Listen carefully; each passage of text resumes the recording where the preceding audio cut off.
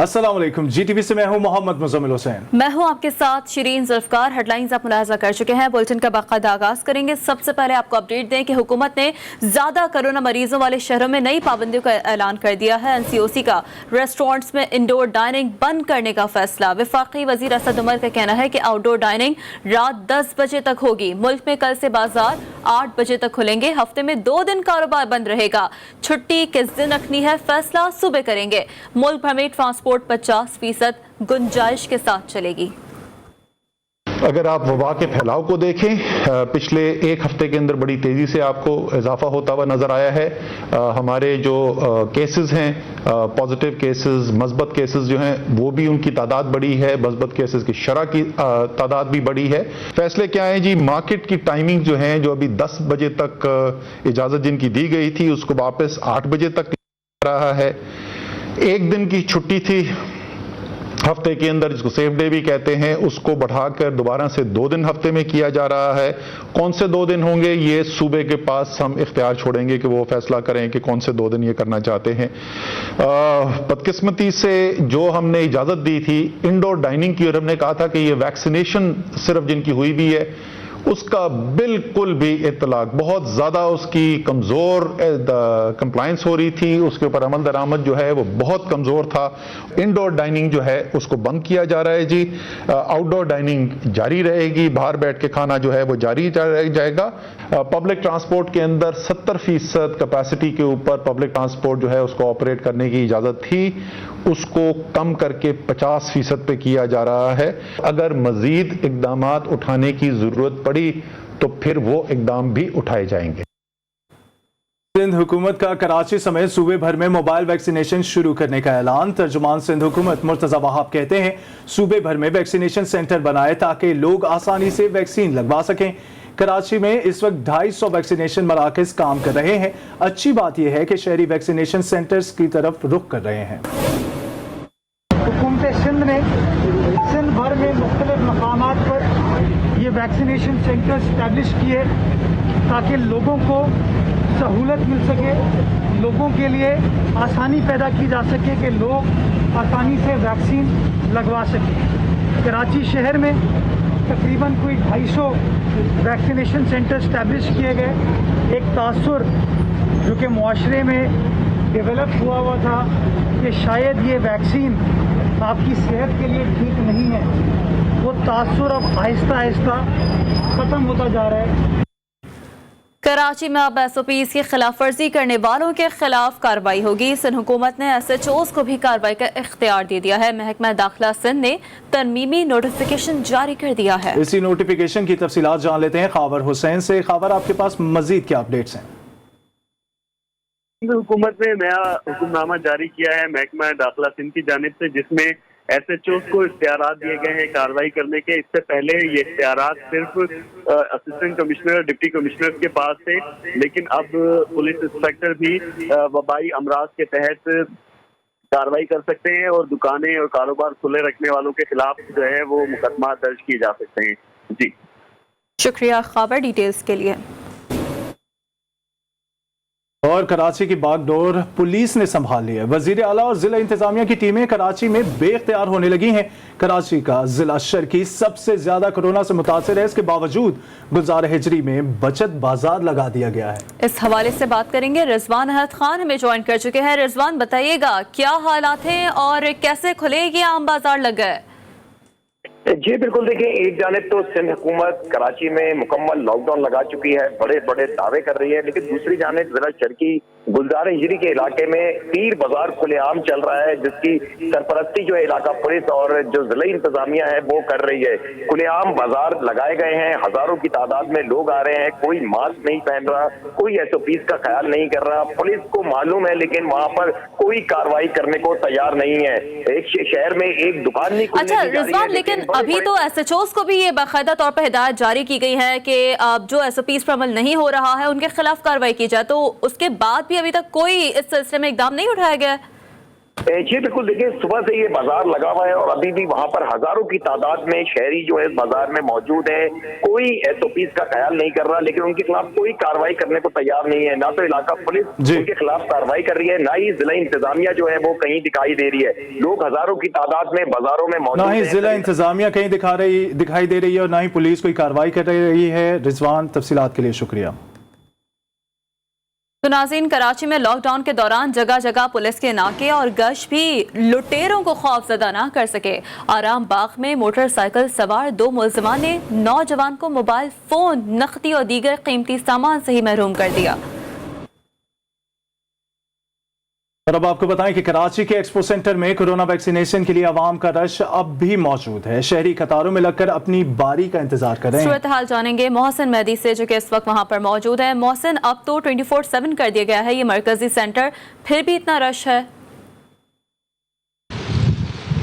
जी हाँ, बिल्कुल। इस वक्त हम एक्सपो के बाहर ही मौजूद हैं और मेरे कब में अगर मेरा कैमरामैन उबैद राना आपको दिखाए तो एक बड़ी तादाद है अवाम की जो यहाँ पर मौजूद है। गुज़िश्ता रोज़ भी हमने देखा कि काफ़ी लोग यहाँ पर पहुँचे, लेकिन गुज़िश्ता 2 रोज़ की निस्बत आज अवाम की तादाद कम है, क्योंकि छुट्टी के रोज़ से इस वजह से अवाम का रेला उमड़ आया था और फिर उनको सिमें बंद होने का डर भी था। और आज भी इस डर को दिल में रखते हुए अवाम की बड़ी तादाद यहाँ पर मौजूद है। शहर में एक्सपो सेंटर के अलावा भी दीगर कई अस्पताल है जहाँ पर वैक्सीनेशन का अमल जारी है, लेकिन जो शहर का सबसे ज़्यादा लोड है वह इस वक्त एक्सपो सेंटर ने उठाया हुआ है।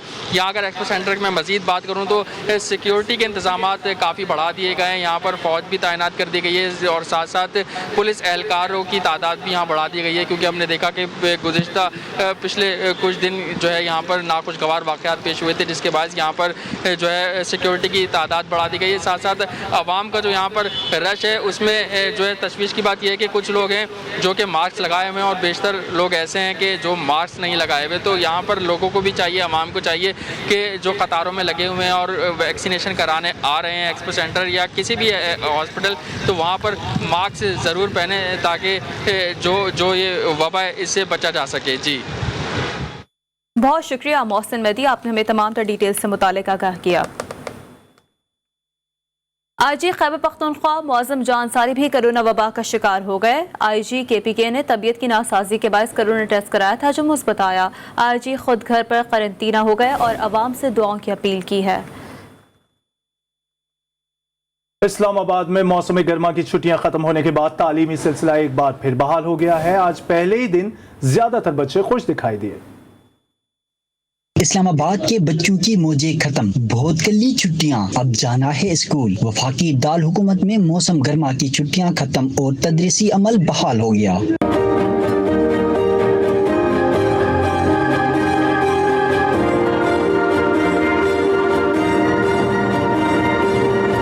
स्कूल दोबारा खुले तो पहले दिन कुछ बच्चे खुश और कुछ परेशान दिखाई दिए। तुलबा ने कहा कि छुट्टियों में टीचर्स और दोस्तों को बहुत मिस किया। स्कूल आके ज़्यादा अच्छे टीचर्स से भी हम लोग मशवरा कर लेते हैं और क्लास फेलोज़ के साथ भी, तो यही स्कूल आके ही ज़्यादा अच्छा है। हम लोगों ने छुट्टियों में बहुत अपने सर को और टीचर्स को बहुत मिस किया। हमारा बहुत पढ़ाई का हर्ज हुआ है, तो हम चाहते हैं कि हम टीचर्स के ऑपरेशंस को, इस पढ़ाई जो हर्ज हुआ है उसको भरें। स्कूलों की इंतजामिया की जानिब से स्टाफ को वैक्सीनेशन करवाई गई है। जी बिल्कुल, हमारे स्टाफ में ऑलमोस्ट 100% स्टाफ ने वैक्सीनेशन करवा ली है।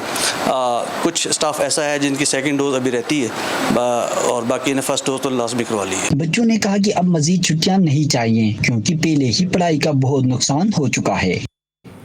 लाहौर रेलवे हुकाम ने मुसाफिर बोगियों की कमी की वजह से जिना एक्सप्रेस ट्रेन की बुकिंग का अमल रोक दिया है। मुल्क भर के तमाम डिविजनल कमर्शियल ऑफिसर और रिजर्वेशन दफातर को नोटिफिकेशन जारी कर दिया गया है, जिसके मुताबिक बुकिंग पर पाबंदी 3 अगस्त से 31 अगस्त तक होगी। AC business economy class, AC standard और दीगर क्लासें भी इसमें शामिल है। PIA ने आशूरा के मौके पर इराक के लिए खुसूसी परवाजें चलाने का ऐलान कर दिया है। कौमी एयरलाइंस ज़ायरीन की सहूलत के लिए इस्लामाबाद, लाहौर और कराची से नजफ के लिए बराह रास्त परवाजें चलाएगी। आगे बढ़ते हुए अपडेट यह है कि इस्लामाबाद और रावलपिंडी में खवातीन के अगवा की वारदातें तशवीशनाक हद तक बढ़ गई हैं। 48 घंटों में 10 लड़कियों को अगवा कर लिया गया है। पुलिस सहाल किसी लड़की को बाजियाब कराने में कामयाब नहीं हो पाई है। इसी की तफसीलात जानते हैं, साकिब सैयद हमारे साथ मौजूद हैं। साकिब, बताइएगा किन किन इलाकों से लड़कियों का अगवा हुआ है और पुलिस का क्या मौकफ सामने आया है? जी बिल्कुल, जैसे कि जुड़वा शहरों में 5 वारदातें हुई हैं जिसमें से 5 लड़कियां जो है वो अगवा हुई हैं, लेकिन पुलिस की जानिब से सब अच्छी की रिपोर्ट है। जैसे कि इस्लामाबाद की बात की जाए तो इस्लामाबाद में तकरीबन 3 लड़कियां कल की तारीख में अगवा हुई हैं जिसकी उम्रें 14, 17 और 20 साल थी। जैसे कि रमना की हदूद से एक लड़की अगवा हुई है, इसके साथ साथ सिहाला की हदूद में एक लड़की अगवा हुई है और दूसरी लड़की जो है वो तन्नोल की हदूद से अगवा हुई है। मुकदमा दर्ज है लेकिन पुलिस की जानिब से कार्रवाई ना हो सकी। वालिदैन जो है वो जो दर दर की ठोकरें खा रही हैं। जैसे कि आज जो है हम रमना के बिल्कुल सामने 1.5 घंटा यहाँ पे खड़े थे एक एफआईआर के लिए, लेकिन 1.5 घंटे के बावजूद हमें एफआईआर नहीं मिली। ये हम एक मीडिया की बात करें, लेकिन जो आम आवाम होगी, आम आवाम के लिए यहाँ पे कितनी मुश्किलात का सामना करना पड़ेगा। जैसे कि जो वालिदैन है या जो शहरी हैं जो मुसीबत में है इस्लामाबाद में, जिसके जो बेटियाँ अगवा हुई हैं, उन लोगों की आईजी इस्लामाबाद से जो है वो रिक्वेस्ट भी है कि हमारी जो बच्चियाँ उनको बाजियाब किए जाएँ, क्योंकि इस तरह के वाक़यात दिन ब दिन बढ़ते जा रहे हैं। जी, इस तरह के वाक़यात दिन ब दिन बढ़ते जा रहे हैं। बहुत शुक्रिया डिटेल्स के लिए साकिब सैयद। अफसोसनाक खबर शामिल करेंगे कराची से। कराची के इलाके शाहराह फैसल के इलाके में नौजवान लड़की को मुबैना तौर पर पेट्रोल छिड़क कर आग लगा दी गई। 36 साल की कमल जावेद सिविल अस्पताल में जख्मों की ताब ना लाते हुए दम तोड़ गई। लड़की के भाई अब्दुल कादिर ने अपने सगे बाप, सौतेली मां और सौतेले भाई पर इल्जाम आयद कर दिया है। पुलिस के मुताबिक वाक़े का मुकदमा दर्ज किया जा रहा है। इसी पर बात करेंगे। हनीफ मांझोटी हमें ज्वाइन कर चुके हैं। हनीफ, क्या कहना है मकतूला के भाई का मजीद? जी, मकतूला का भाई अब्दुल कादिर से हमारी बात हुई। उनका कहना है कि मेरी बहन जो है अपने वालिद और सौतेली माँ और भाइयों के साथ अलहदा रहती थी, जबकि वो खुद जो है टीनेटी में अलग रहते हैं।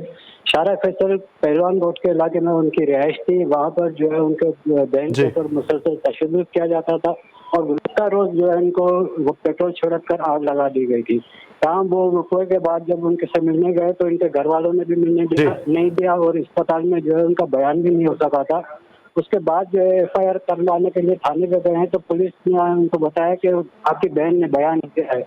हम उनका कहना है कराची में शाहराह फैसल के इलाके में नौजवान लड़की को मुबैना तौर पर पेट्रोल छिड़क कर आग लगा दी गई। हनीफ, तफसीलात के लिए शुक्रिया।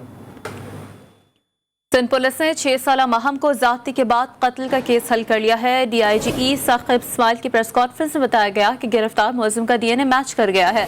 मुलजिम रिक्शा चलाता है और महम के अहले खाना से वाकफियत भी रखता है।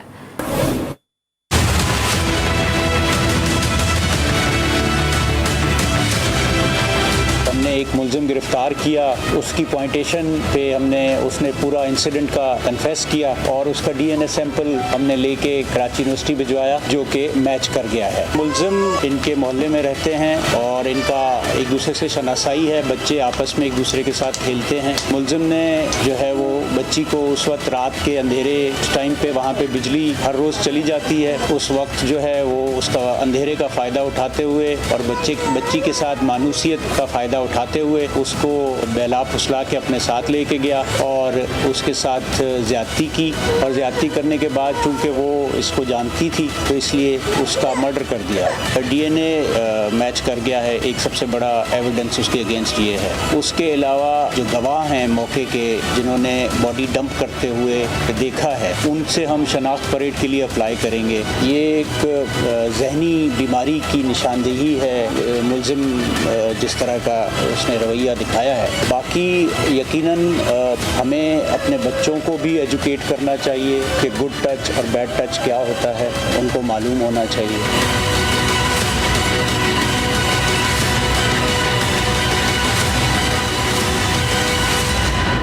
Welcome back. शुमाली वज़ीरिस्तान में दहशतगर्दों का फौजी चौकी पर हमला। SPR के मुताबिक दहशतगर्दों ने गड़ियों में फौजी चौकी पर फायरिंग की। पाक फौज ने दहशतगर्दों की फायरिंग का मुंह तोड़ जवाब दिया। दहशतगर्दों के साथ फायरिंग के तबादले में नायक गुलाम मुस्तफ़ा शहीद। 37 साल के शहीद नायक गुलाम मुस्तफ़ा का ताल्लुक मुजफ्फराबाद से था। दहशतगर्दों के मुकम्मल खात्मे के लिए इलाके में कार्रवाई जारी है। अफसोसनाक खबर शामिल करेंगे डेरा इस्माइल खान से, जहां पोलियो ड्यूटी पर जाने वाले हेड कांस्टेबल को अटल शरीफ के करीब फायरिंग करके शहीद कर दिया गया। वारदात के बाद पुलिस ने इलाके में सर्च ऑपरेशन शुरू कर दिया है। पुलिस ज़राए के मुताबिक 5 मशकूक अफराद को हिरासत में ले लिया गया है। ज्वेलर्स और रियल एस्टेट एजेंट्स FBR के रडार पर आ गए। ज्वेलर्स और रियल एस्टेट एजेंट्स की आमदनी की निगरानी के लिए नए दफातर कायम कर दिए गए हैं। इसी हवाले से तफसीलन जान लेते हैं। हमारे साथ मौजूद हैं नुमाइंदा खसूसी जावेद असगर चौधरी। जावेद साहब, तफसीलात से आगाह कीजिएगा। जी, अभी जो director general non financial business and professional के नाम से डायरेक्टर कायम किया गया है और फाइनेंशियल एक्शन टास्क फोर्स की शरारत के तहत रियल एस्टेट और ज्वेलर्स के बगैर दस्तावेज लेन देन की निगरानी की जाएगी। एंटी मनी लॉन्ड्रिंग एक्ट 2010 के तहत कारोबार में काले धन के इस्तेमाल की निशानदेही डायरेक्टर की जिम्मेदारी होगी।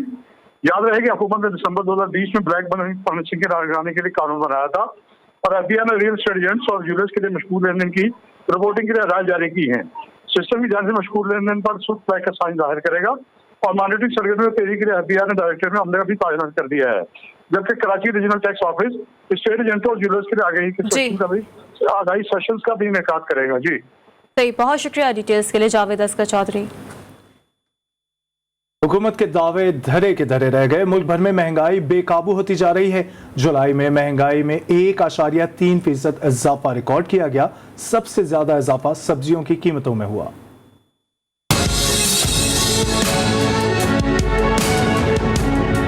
महंगाई कम करने के लिए वज़ीर-ए-आज़म इमरान खान के दावे हवा में उड़ गए। महंगाई है कि बेकाबू होती जा रही है। इदारा शुमारियात ने जुलाई में महंगाई के एदाद शुमार जारी कर दिए। गुज़िश्ता माह 1.3% इजाफे के साथ मुल्क में महंगाई की मजमूई शरह 8.4% तक पहुँच गई। शहरी इलाकों में महंगाई की शरह 8.7%, जबकि देहात में यह शरह 8% रही। इदारा शुमारियात के मुताबिक हसास कीमतों के अशारियों में 1.8% का इजाफा हुआ। जुलाई में आम शहरी को सबसे ज्यादा सब्जियों की कीमतों में इजाफे ने मुतासर किया। एक माह में टमाटर 101.63%, प्याज 47.62% और आलू 12.66% महंगे हुए। जुलाई में मजमूई तौर पर सब्जियां 5.16% महंगी हुई। इसी तरह एक माह के दौरान चीनी 4.33%, वेजिटेबल घी 3.16% महंगा हुआ। गुज़िश्ता माह पेट्रोल 8.51%, मट्टी का तेल 6.79% और डीजल 5.32% महंगे हुए।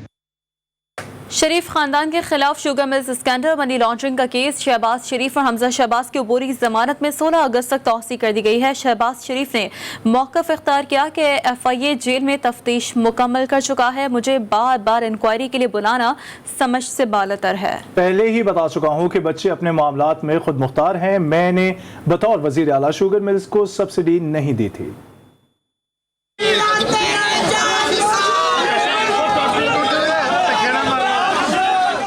शरीफ फैमिली के खिलाफ शुगर स्कैंडल और मनी लॉन्ड्रिंग का केस। लीगी सदर शहबाज शरीफ और हमजा शहबाज हुए अदालत में पेश। समाअत के दौरान शहबाज शरीफ ने इस्तदा की कि इस्लामाबाद में कौमी असम्बली का इजलास चल रहा है, मेरा वहाँ जाना जरूरी है, मुझे जाने की इजाजत दें, जिसे जज ने मुस्तरद किया और जवाब दिया कि समाअत मुकम्मल होने दें, फिर चले जाइएगा। इसके बाद शहबाज शरीफ रोस्टरम पर आए और कहा कि FIA जेल में तफ्तीश कर चुका, मेरा शुगर स्कैंडल केस से कोई ताल्लुक नहीं, बच्चे अपने मामलात में खुद मुख्तार हैं। मैंने शुगर मिल्स को सब्सिडी देने से इनकार किया था। मुझे बार बार इंक्वायरी के लिए बुलाना समझ से बालातर है। अदालत ने शहबाज शरीफ और हमजा शहबाज की अबूरी जमानत में 16 अगस्त तक तोसी करते हुए दोनों को आइंदा समाअत पर तलब कर लिया। अदालत के बाहर मीडिया से गुफ्तगू में वकील अता तारड़ का कहना था कि मुकदमा झूठा है और सिर्फ सियासी इंतकाम के लिए बनाया गया है। FIA के पास अदालत में पेश करने के लिए एक भी सबूत नहीं था। वही पुरानी बातें जो शहजाद अकबर साहब अपनी प्रेस कॉन्फ्रेंसेस में कहा करते थे, उनको दोहरा कर इस केस को पेचीदा करने की कोशिश की जा रही है और आज ये बात साबित हो गई कि इस केस में कोई दम नहीं है। वाज़ेह रहे कि FIA ने शुगर मिल्स स्कैंडल में शहबाज शरीफ को तलब किया था। लीगी रहनुमाओं ने गिरफ्तारी से बचने के लिए अबूरी जमानत ली थी, जिसमें आज तौसी की गई। खबर शामिल करेंगे कराची से, जहां कायदाबाद के मालवी गोट में आवारा कुत्ते ने 3 बच्चों को काट लिया। 2 साला मास्टर राजा, 3 साला रेहाना और 4 साला आसिया गली में खेल रहे थे। इसी पर बात करेंगे। शारका कमाल हमें ज्वाइन कर चुके हैं। शारका, क्या अपडेट्स हैं? शहर में एक दफा फिर हमारे कुत्तों का राज है। कायदाबाद के मानवी हमारे कुत्ते ने 3 बच्चों को काट लिया है, जिसमें 2 साला मास्टर राजा, 3 साला बीबी रेहाना और 4 साला बीबी आसिया गली में खेल रहे थे। बच्चे ने बच्चों को पहले मुंह और सर में काटा है। उनको जिलस अस्पताल आया गया। डॉक्टर सीमी जमाली के मुताबिक बच्चों को फौरी तौर पर वैक्सीन लगा दी गई है। जिला अस्पताल में अब तक 8,000 से ज्यादा कुत्ते काटने के केसेस रिपोर्ट हो चुके हैं। बहुत शुक्रिया तफसीलात के लिए शारका। कराची कराची पुलिस की बड़ी कार्रवाई, लूट मार की ट्रिपल सेंचुरी करने वाला मुलजिम शिकंजे में ले लिया। GTV न्यूज ने मुलजिम का एतराफी बयान भी हासिल कर लिया है। तफसीलात जान लेते हैं अली रजा से। अली, बताइएगा क्या मजीद तफसीलात हैं? बिल्कुल, देखिए लांडी पुलिस ने जो है एक स्ट्रीट क्रिमिनल आतिफ के नाम से उसको गिरफ्तार किया है और इसने एतराफ़ किया है पुलिस के सामने कि वो 300 के करीब वारदातों में मुलव्विस है और साथ ही उसने अपने साथी जो कि 4 की तादाद में है उनके भी नाम पुलिस हुक्काम को बताया है। SP लांडी शाहनवाज शाह के मुताबिक मुलजिम को जो है उसके कब्जे से असलहा भी बरामद किया जा चुका है, जबकि मुलजिम जो है इससे कबल भी जेल जा चुका है और इस वक्त जमानत पर आकर वापस आया था और फिर वारदातें कर रहा था। मजीद पुलिस जो है इस हवाले से तफ्तीश कर रही है। जी, पुलिस मजीद इस हवाले से तफ्तीश कर रही है। बहुत शुक्रिया डिटेल्स के लिए। KPT की गफलत से क्लिफ्टन की रेत में फंसने वाला जहाज कभी निकलेगा या नहीं, इससे कतई नजर ये शहरियों के लिए तफरीह का जरिया बन गया है। कैसे, जानें कराची से मोहम्मद मोहसिन की रिपोर्ट में।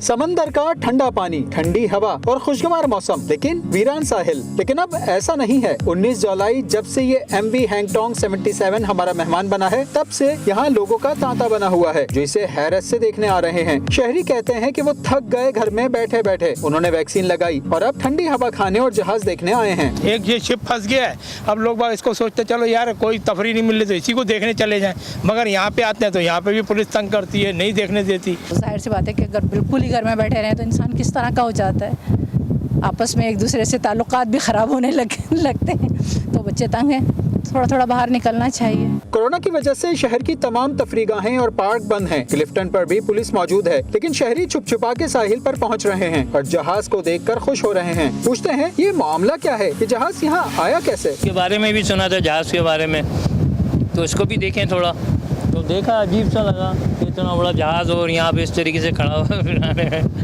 लेकिन क्या है, ये क्या चीज़ है, ये क्या सिलसिला क्या है ये जहाज़ का? ये जहाज़ की वजह से भी लोग आ रहे हैं इधर। सब पहले तो बंद था, अभी आज ओपन किया है, मगर आ रहे हैं इधर देखने के लिए, जहाज़ देखने के लिए आ रहे हैं लोग। वफाकी हो या सूबाई हुकूमत, अवाम की तफरीह उनकी तरजीहात में नहीं। यही वजह है कि कोई हादसा भी इनकी तफरीह का जरिया बन जाता है। वजह ये जहाज हो, समंदर का सहर हो या खुशगवार मौसम, लोगों के चेहरों पे रौनक है और हमारी दुआ है कि ये रौनक सलामत रहे।